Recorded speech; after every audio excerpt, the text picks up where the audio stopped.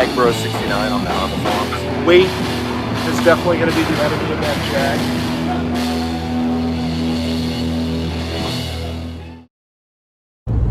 If you're thinking this is a weird 1980s sedan, you're right, it is. It's a 1989 Alfa Romeo Milano Verde, which is the US version of the Alfa Romeo 75 that the rest of the world got.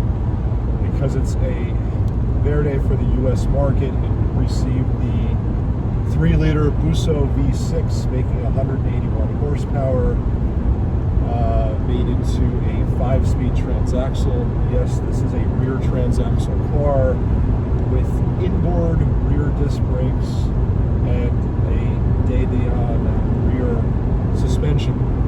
Pretty exotic specs for what was supposed to be an average family sedan for Europe.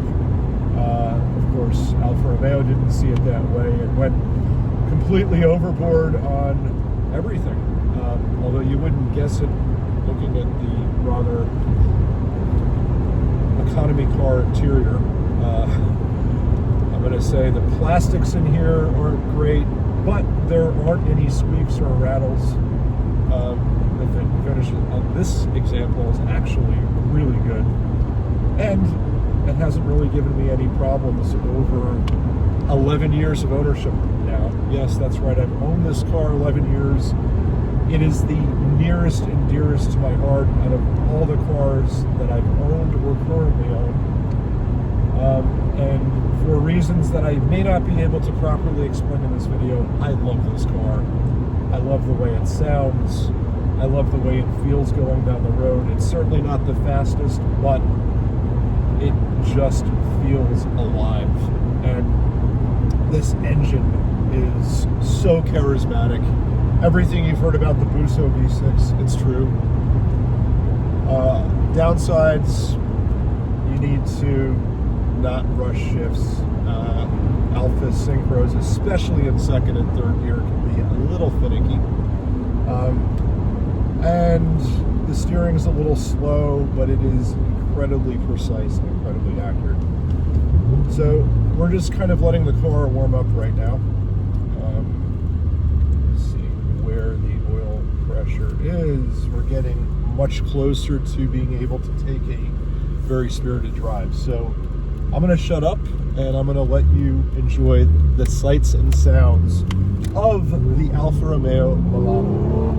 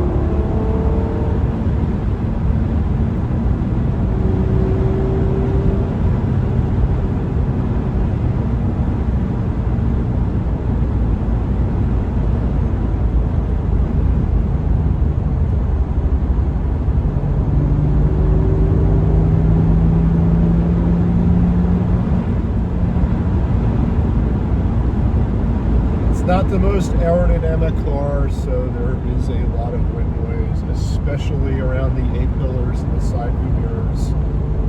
And that's predominantly when you start getting over 70 miles an hour. And then there's quite a bit of whistle around the top of the windows and doors over 80, 85. I've just accepted it as part and parcel with this car.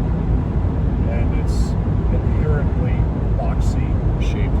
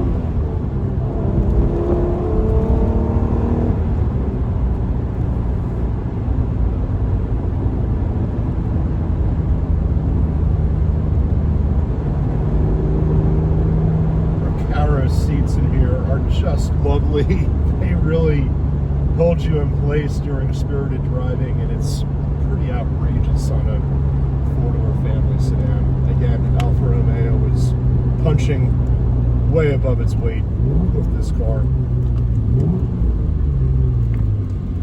Anyway, I hope you enjoyed that drive. I hope it gave you a sense for how magical the Milano /75 really is. And you know what? If you're out there and you're looking at E30s and other 190Es and other sports sedans, this really deserves your attention. It's pretty fantastic. So if you haven't considered the Milano, or you're scared of the Milano, or for whatever reason you just haven't driven one, you really should. It's an incredible car that nobody talks about, and I wish more people would put these on their radar. So hope you enjoyed it. Keep watching, keep subscribing. See you for the next one.